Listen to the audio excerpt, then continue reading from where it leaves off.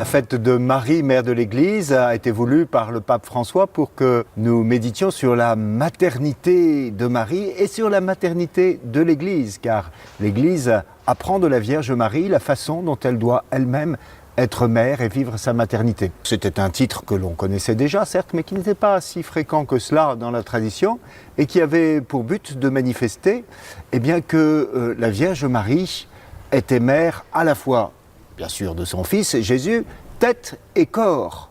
C'est ce que saint Augustin appelle le Christ total, c'est-à-dire qu'elle avait mis au monde non seulement le Christ tête, Jésus, son enfant, mais elle avait mis au monde tous les membres du corps de son fils que sont les chrétiens, l'Église. Cette fête de Marie, mère de l'Église, nous invite à comprendre qu'on ne peut pas dissocier Jésus et l'Église. C'est une tentation fréquente de dire moi, oui, je crois en Jésus, mais alors je n'ai pas besoin de l'Église. Ou au contraire, moi j'aime bien les cérémonies de l'Église, mais ne me demandez pas de croire à Jésus. Il y a très fort de nos jours cette tentation de disjoindre le Christ et l'Église. La fête de Marie, mère de l'Église, nous amène à comprendre qu'il est impossible de dissocier le Christ et l'Église. Elle est mise au monde, elle est née le jour de la Pentecôte, lorsque les apôtres ont reçu l'Esprit Saint et sont sortis du cénacle comme pour un accouchement. Et Marie était présente, nous disent les Actes des Apôtres, à cet accouchement. Elle préside à l'accouchement de l'Église comme elle a présidé à l'accouchement de son fils Jésus. Donc c'est une fête à la fois mariale et ecclésiale. De toute façon, Marie et l'Église sont intimement liées. Marie est à la fois la figure, le modèle de l'Église, mais elle est aussi la mère de l'Église. En méditant sur la maternité de l'Église, est-ce que nous concevons toujours que l'Église est notre mère ? Est-ce que nous concevons toujours et est-ce que nous parlons toujours de l'Église comme notre mère bien-aimée ? On sait tout le mal qu'on peut dire quelquefois, même chez les chrétiens, de l'Église. Certes, on peut adresser des reproches ou des critiques à l'égard de sa mère, mais ça reste sa mère, que l'on doit honorer comme telle, bien entendu. Et puis je crois aussi que ça rappelle à tous les chrétiens qu'ils ont à être mères. Vous vous souvenez de la parole de Jésus, « Qui sont ma mère ?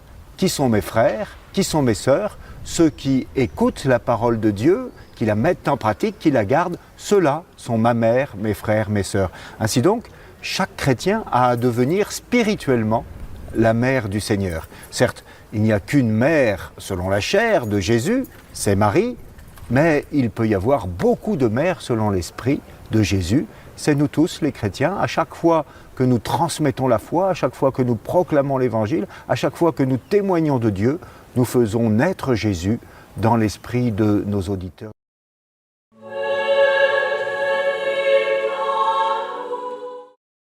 Marie, c'est elle qui attire tout ce monde-là et elle les conduit vers son fils.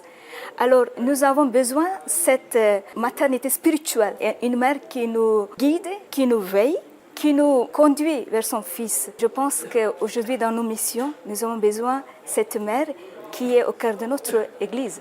Elle a tout fait, mais elle ne se montrait pas comme c'est elle qui a porté Jésus pour nous tous, mais elle a vécu en s'effaçant. Et c'est pareil aussi à la croix. Elle restait une femme forte. Marie, c'est une source pour nous. Elle nous montre ses chemins. Le monde a soif de Dieu. Mais il est nécessaire de aussi trouver le moyen de rejoindre tous ces gens-là. Et Marie, par sa maternité spirituelle, elle voulait embrasser tout ce monde.